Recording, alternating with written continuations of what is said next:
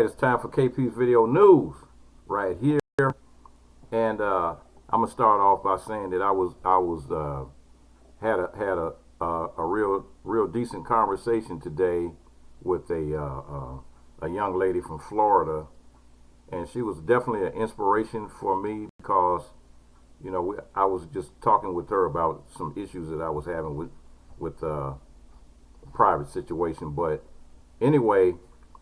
Uh, this young lady was so informed and so well adjusted when it comes to thinking that the only thing I can say is that there is hope for the future, and it's like we just can't give up on people, on the young people today, because there are some smart young people out there that are actually using their brains, and they're not really just focusing on the same stuff that most young people are focused on, like rap music and all this other things. But hey, I'm gonna leave it at that. But she was very informed, very smart, and like I said, a definite inspiration to me. And so, young lady from Florida, I give you, I ring the bell for you, because you are the future for real. All right, now on with my story here. The workers who supply the world's food are starting to get sick. And I started reading this story the other day about the poultry giant Sanderson Farms Incorporated, and they were talking about how they have like a lot of people that are started testing positive. And if you look at my last video, you would see what I was talking about, and I kind of read most of it, but I'm gonna try to finish it here today, and pick up where I left off at. But anyway, the story is about how you have workers out there that are starting to workers in the food industry that are starting to contract the coronavirus disease. So when they find out that these people are sick, they immediately snatch them off the work line. And this just so happened to be meatpacking, but I'm going to go on today and talk about some other different types of factories and that are being affected by this. Okay, in Sabah, the state that churns out a quarter of Malaysia's palm oil, the local government ordered plantations and factories in 3 districts to shut after some workers tested positive for COVID-19. To further disruption, the country's industry is in a desperate bid to starve the virus, disinfecting tractors, providing workers with antibacterial body soap, and distributing face masks to employees and their families. So it's hard to say if all that would be enough, given the real possibility of an illness-driven labor crunch. Some companies are stepping up hiring now to prepare. They're hiring now. So you had the Kellogg company said bringing in additional workers is part of the company's mitigation plans without specifying how many employees have been added. We're going to see some creative solutions where folks are being laid off are going to be able to find new opportunities that continue to support the essential critical infrastructure. So that's people that have been laid off for their jobs. Other jobs are going to be able to find new jobs, and one of the sectors that you can find new jobs is in the food industry, because they're aggressively trying to have people to replace anybody that gets sick. They got to replace them and put somebody else in their place to do those jobs. Otherwise, we're going to have a log jam with our food supply here in the United States, and not only the United States but worldwide, which could possibly lead to like a man-made famine, if you really want to call it that. Back to the story, but it may not be that easy to lure people into the field for all their import. These are not glamorous jobs. Think of the backbreaking work of tomato pickers, the dangerous conditions at the slaughterhouses, and what many would consider the unpalatable environment of large livestock feed operations. The wages are often low, benefits meager, and contributions hidden from the public eye. How many social media posts have you seen bursting with appreciation for the grain export inspectors? Now they're getting their health at risk by keeping the food flowing. Not surprisingly, there has been some backlash. Unions in South America have threatened to strike over safety concerns, and some poultry workers in the United States recently walked off the job.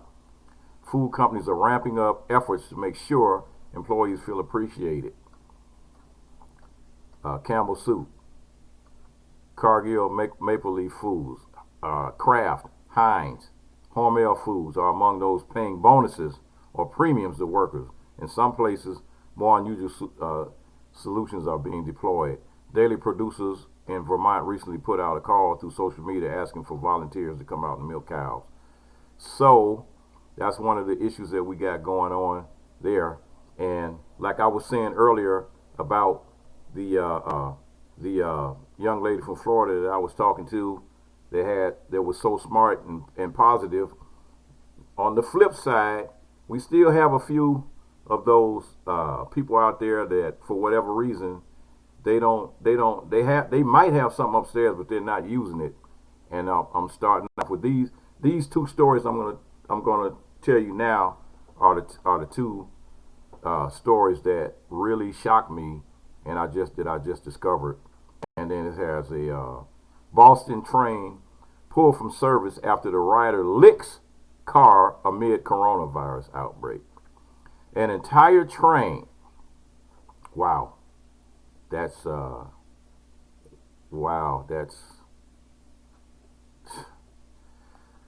boy. And the story goes on to say, an entire train in the greater Boston public transit system was pulled from service because a rider licked the car amid the coronavirus pandemic, transit officials said. A Massachusetts Bay Transportation Authority took a southbound Orange Line train out of service early Friday in an abundance of caution after a passenger spotted someone allegedly licking the train at Tufts Medical Center station in Boston.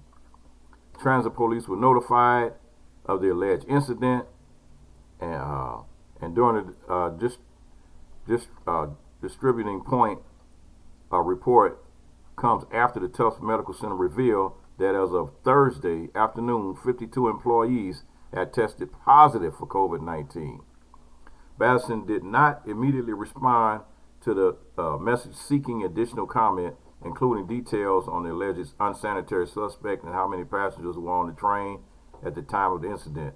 A man was responsible for the alleged licking, and they declined to specify which part of the train he targeted. As of Friday, 2,400 people in Massachusetts have been diagnosed with COVID-19, and 25 deaths statewide have been tallied, according to Johns Hopkins University. So, like I said, these are extremes here. On one hand, you got some young, smart youths out there, and on the other hand, we got some that are just doing some stuff that makes no sense whatsoever. This guy here, I'm not going to even mention his name because I'm not going to give him that publicity, but I will mention what he did. This a so-called influencer who licked public toilet says he's in the hospital with coronavirus. The California social media influencer claims he is in the hospital with coronavirus just days after licking a public toilet for an online challenge. The young man revealed his diagnosis on Sunday in a since-deleted tweet. I tested positive for coronavirus. Also added a picture of himself in the hospital bed. An announcement comes just days after that particular person posted himself rubbing his tongue on a toilet seat in a public restroom with the caption, "To spread awareness for coronavirus," with a smiley face on there. It's unclear if his reported case of COVID-19 was linked to the prank. Twitter accounts have since been suspended. All right, Twitter, what are you waiting on to suspend Trump's Twitter account? You suspended his for one incident, but you won't suspend Trump's. Ah, boy. The viral stunt was first started by a TikTok sensation who shared a clip of her licking a toilet seat in an airplane on March 14th.